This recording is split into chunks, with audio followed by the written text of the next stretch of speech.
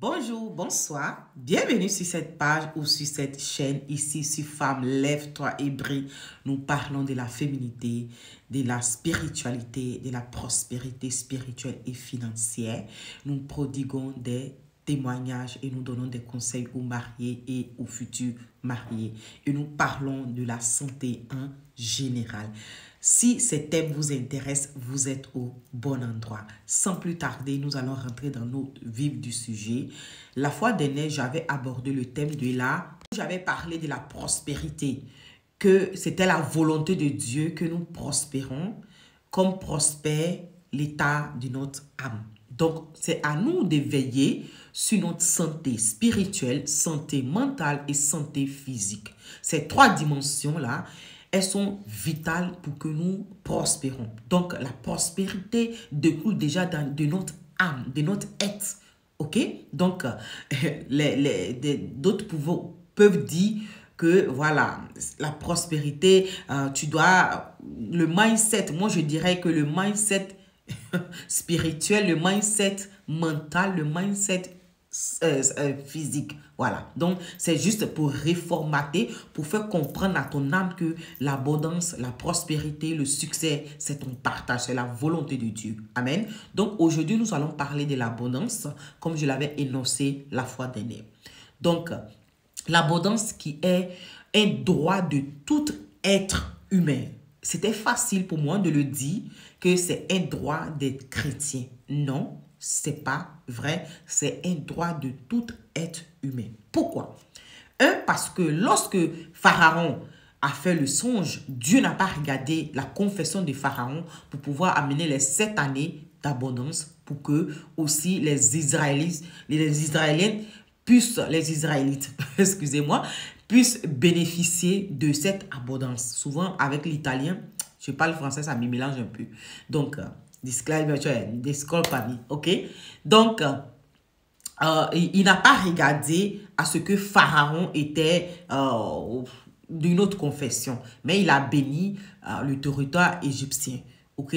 Aussi, Daniel avec Nebuchadnezzar, il n'a pas regardé à ce que Nebuchadnezzar faisait voilà, il faisait de n'importe quoi. Il a béni parce qu'il y avait ses enfants, parce que c'était le territoire où aussi les Israélites et Israéliens, là, ça me fatigue. Prenez un, laissez un. Par contre, où les Israéliens vivaient, donc Dieu bénissait ce royaume, pas parce que il ne regardait pas au fait à la personne. Il regardait le but final, les enfants, l'être humain, le bien-être de l'être humain. C'est ça Dieu regardait. Et d'ailleurs, lui-même, il a dit, notre Père dépend de l'endroit où nous sommes. C'est-à-dire, c'est à nous de veiller, de là où nous devons prier pour ceux où nous sommes, pour qu'il y ait la paix.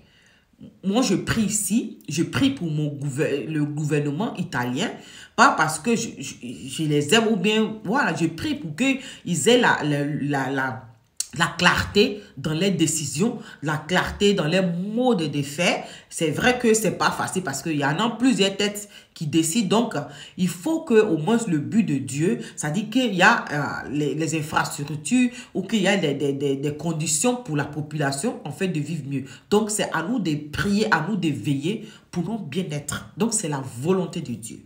OK? Donc, pour ne pas trop faire long, nous allons rentrer dans notre vif de sujet. Maintenant, aujourd'hui, comme je l'ai dit, nous allons voir l'abondance qui est l'identité de tout être humain. Dans le livre de Jean 10, Jésus dit, allons lire. Jean 10, Jésus dit, le voleur ne vient que pour dérober, égorger et détruire. Moi, je suis venu afin que les brebis aient la vie et qu'elles soient dans l'abondance. Amen. Version Semeur dit. La version Semeur qui dit. Le voleur vient seulement pour voler, pour tuer, pour détruire. Moi, je suis venu afin que les hommes aient la vie, une vie d'abondance. Amen. Amen.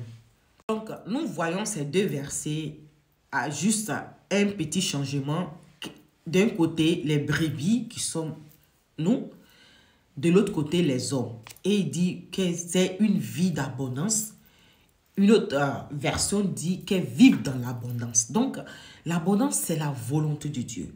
Maintenant, nous voyons l'abondance spirituelle qui est, ça dit, se détacher des biens matériels et immatériels.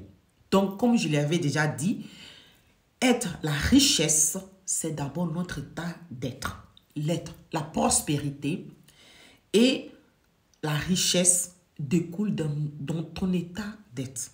C'est ce que j'avais dit. Donc, pour avoir ce détachement, matériel et immatériel, pour pouvoir vivre, expérimenter l'abondance, parce que tu sais que tout vient de Dieu et que tu peux toutes choses parce que Dieu veut. Donc, tu vis la sérénité dans l'abondance. Maintenant, cela ne veut pas dire que tu dois croiser les bras et l'abondance va arriver. Il y a une implication de ta part. Il y a une implication de ma part. Donc, nous devons aussi, ça dit, nous devons, comment je peux dire, favoriser cette abondance. Comment? En travaillant. Et pour cela, j'aimerais vous partager un autre verset. Allons voir. Pour le mode de travail pour rentrer dans l'abondance, l'Ecclésiaste nous fait comprendre, et dans d'autres citations de l'Ancien Testament, que tout ce que ta main trouve à faire, fais-le, car c'est Dieu qui bénit l'œuvre de tes mains. Mais ici, j'aimerais vous partager un passage dans le livre des Psaumes 112, verset 3. Mais j'aimerais vous lire à partir du 1er jusqu'au 3. Il dit, alors, déjà le titre du chapitre est invitant. Il dit, le bonheur des fidèles. Loué soit l'Éternel. Heureux est l'homme qui craint l'Éternel et trouve un grand plaisir à ses commandements. Sa postérité sera forte dans le pays et la génération du juste sera bénie. Verset 3. Abondance et richesse régnera dans sa maison et sa conduite juste sera pour toujours prise en compte. Amen, amen, amen. Ici, ça nous fait comprendre, non seulement nous devons travailler pour que Dieu bénisse l'œuvre de nos mains, pour pouvoir avoir de l'abondance.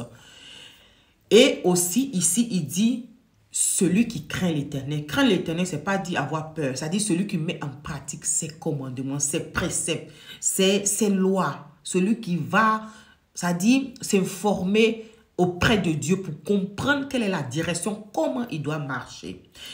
Dans les Anciens Testaments, il est dit que David avait une habitude, il avait une coutume. C'était quoi la coutume qu'il avait? C'est de, ça dit, consulter Dieu. La consultation, c'est quoi? Méditer la parole et entrer en prière afin que Dieu te donne les résultats, afin que Dieu te donne les directions. Amen. Donc, c'était ça le partage d'aujourd'hui. Sachez que l'abondance, c'est la volonté de la volonté de Dieu pour tout être humain. Amen. Et la prochaine fois, nous allons partager d'autres versets qui parlent toujours de l'abondance. Ok? Sur ce, soyez bénis. À la prochaine. Bye bye. Ciao.